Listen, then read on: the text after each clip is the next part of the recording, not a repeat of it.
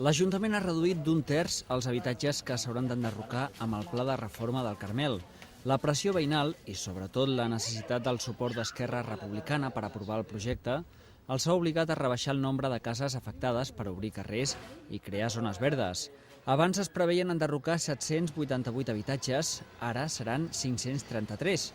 Algunes zones, com les cases afectades a la Font d'en Fargues, han quedat fora del planejament.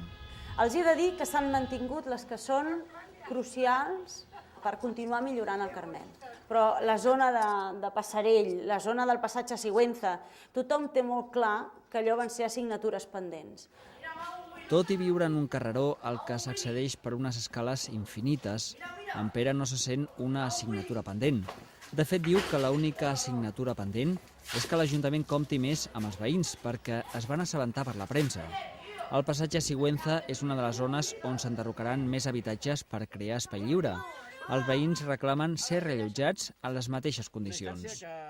Molt malament, perquè ho han fet d'amagat, dels veïns, dels afectats.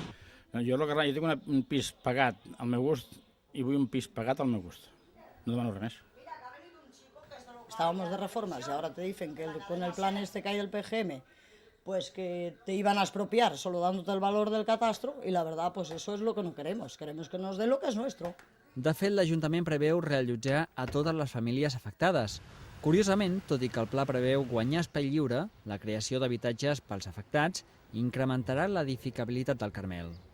En global, en el Carmel s'esponja i es concentra, això sí, una mica més d'edificabilitat de la que actualment és possible en la zona, únicament a la zona de Dante i Obregós, que hi ha espais molt amplis.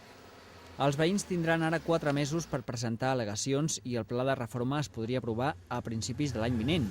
La remodelació durarà prop de 8 anys.